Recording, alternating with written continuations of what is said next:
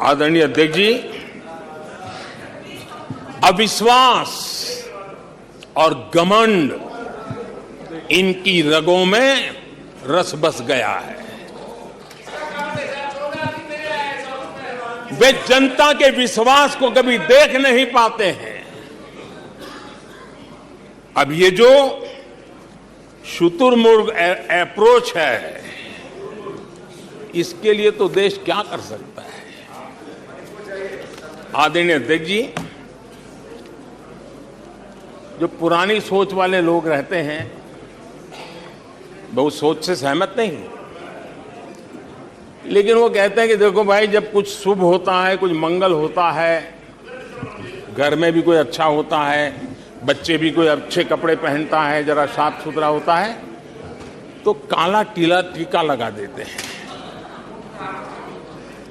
आज देश का जो मंगल हो रहा है चारों तरफ, देश की जो चारों तरफ वाहवाही हो रही है, देश का जो जय जयकार हो रहा है, तो मैं आपका धन्यवाद करता हूं कि काले टीके के रूप में, काले कपड़े में निकल के सदन में आकर के आपने इस मंगल को भी सुरक्षित करने का काम किया है।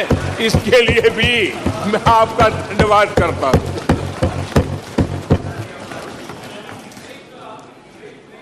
आदरणीय अध्यक्ष जी,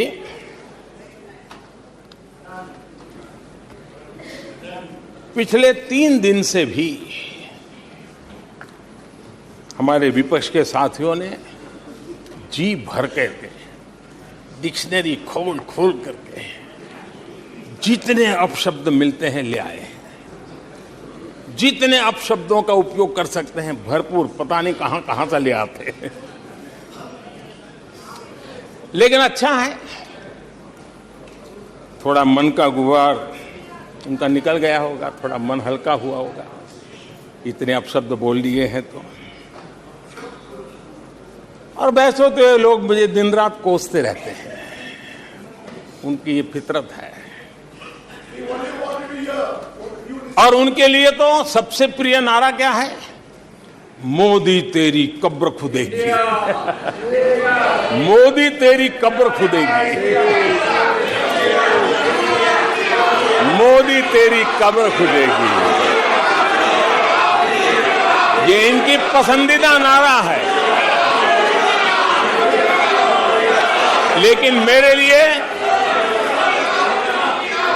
लिए इनकी ये गालियां, ये अपशब्द, ये अलोकतांत्रिक भाषा, मैं उसका भी टॉनिक बना देता हूं।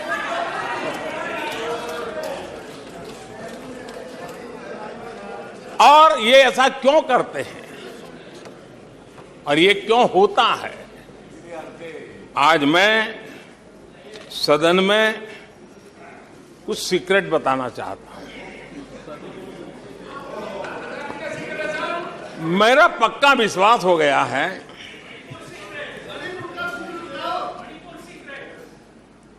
कि विपक्ष के लोगों को एक सीक्रेट वरदान मिला हुआ है। हाँ,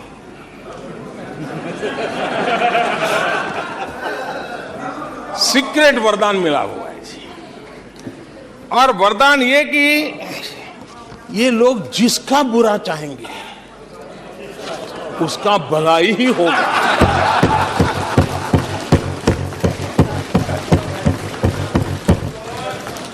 एक उदाहरण तो आप देखिए, मौजूद है।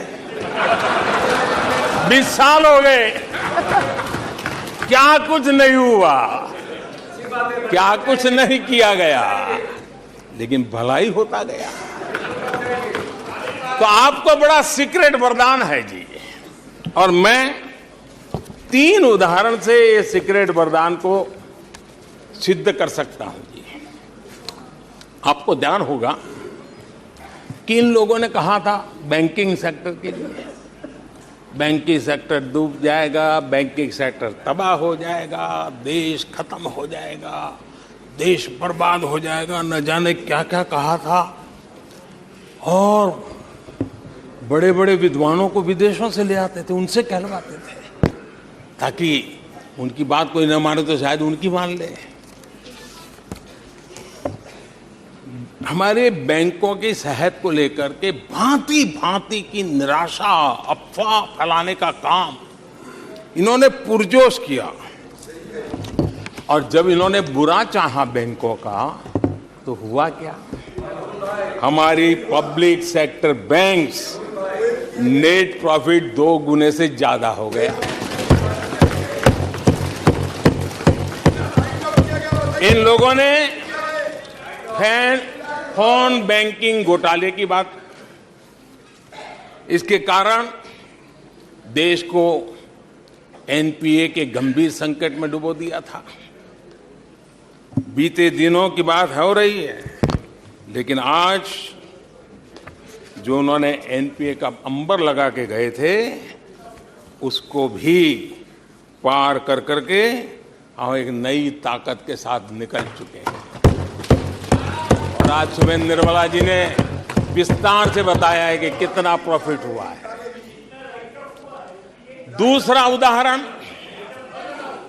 हमारे डिफेंस के हेलीकॉप्टर बनाने वाली सरकारी कंपनी HAL,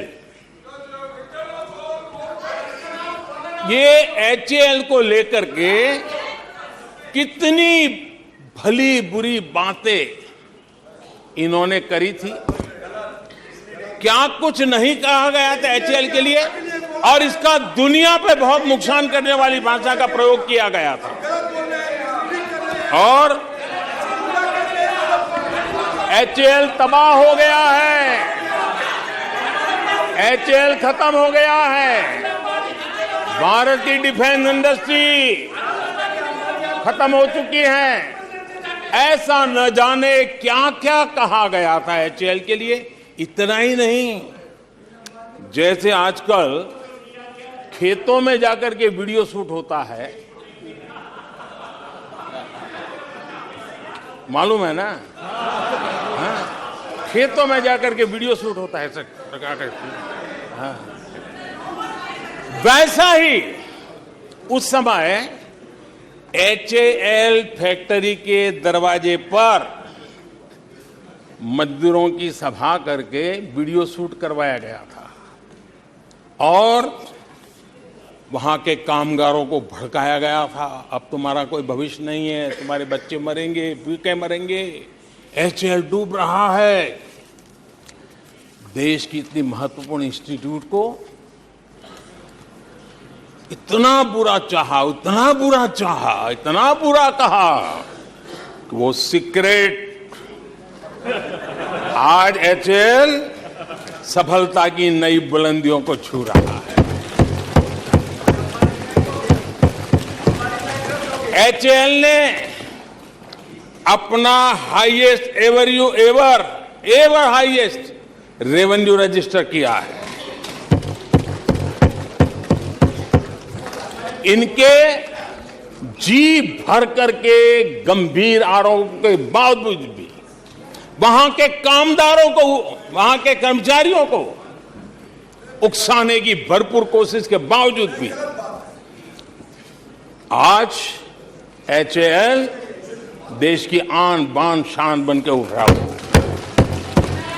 आदरणीय अध्यक्ष जी, जिसका बुरा चाहते हैं वो कैसे आगे बढ़ता है, मैं तीसरा उदाहरण देता हूं।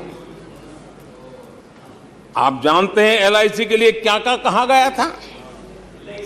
LIC बर्बाद हो गई, गरीबों के पैसे डूब रहे हैं, गरीब कहां जाएगा, बेचारे ने बड़ी मेहनत से LIC में पैसा डाला है। क्या कहे, जितनी उनकी कल्पना शक्ति थी, जितने उनके दरबारियों ने कागज पकड़ा दिए थे, सारे बोल लेते थे, वो सारे बोल लेते थे। लेकिन आज LIC लगातार मजबूत हो रही है। शेयर मार्केट में रुचि रखने वाले को भी ये गुरु मंत्र है कि जो सरकारी कंपनियों को ये लोग गाली देना, आप उसमें दांव लगा दीजिए साहब, अच्छा ही होने वाला है।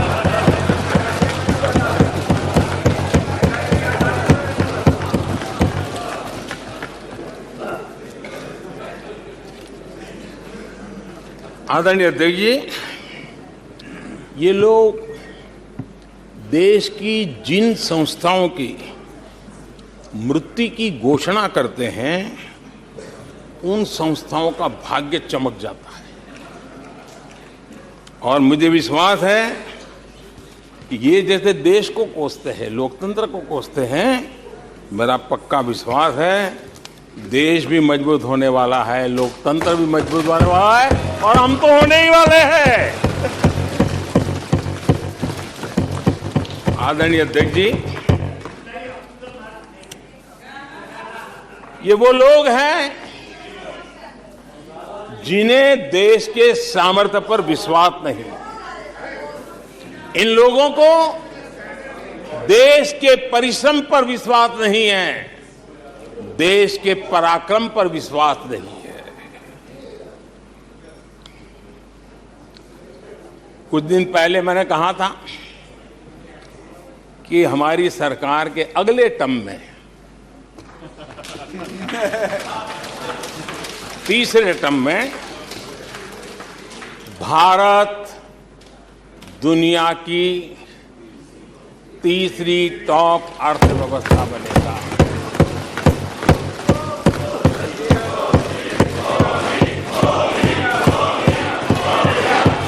आदरणीय अध्यक्ष जी, आदरणीय अध्यक्ष जी, अब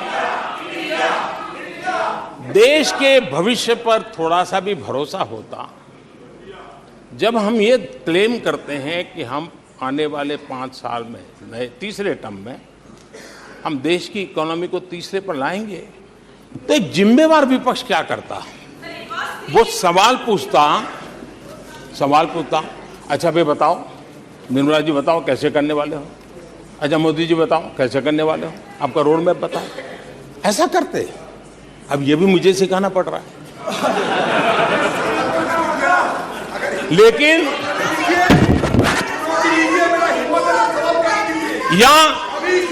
या वो कुछ सुझाव दे सकते थे, ये कुछ सुझाव दे सकते थे, या फिर कहते हम चुनाव में जनता के बीच जाकर के बताएंगे कि ये तीसरे की बात करते हैं, हम तो 1 नंबर पे लेके आएंगे, और ऐसे ऐसे लेके कुछ तो करते यार। लेकिन हमारे विपक्ष की त्रासदी ये है, और उनके राजनीतिक विमर्श पर गौर कीजिए। कांग्रेस के लोग क्या कह रहे हैं? अब देखिए कितना कल्पना दारिद्र्य है। इतने सालों तक सत्ता में रहने के बाद भी क्या अनुभवताहीन बातें सुनने को मिल रही है जी। क्या कहते हैं ये कहते हैं इस लक्ष्य तक पहुंचने कुछ करने की जरूरत नहीं, ऐसे ही होने वाला है तीसरे नंबर पे। बताओ, मुझे लगता है कि इसी सोच के कारण वो सोते रहे इतने सालों तक, तो अपने आप होने वाला है।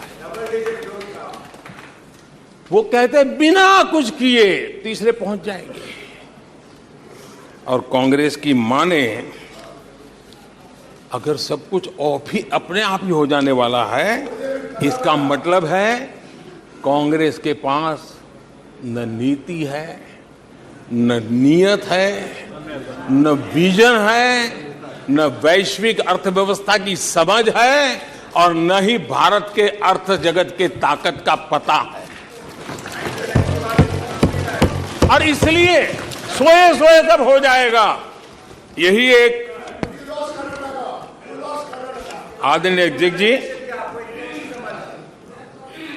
ये वजह है कि कांग्रेस के शासन में भारत गरीबी और गरीबी को बढ़ाता गया। 1991 में देश कंगाल होने की स्थिति में था। कांग्रेस के शासनकाल में अर्थव्यवस्था दुनिया के क्रम में 10, 11, 12 इसके बीच में झोले खाती थी, झूलती रही थी। लेकिन 2014 के बाद भारत ने टॉप 5 में अपनी जगह बना ली।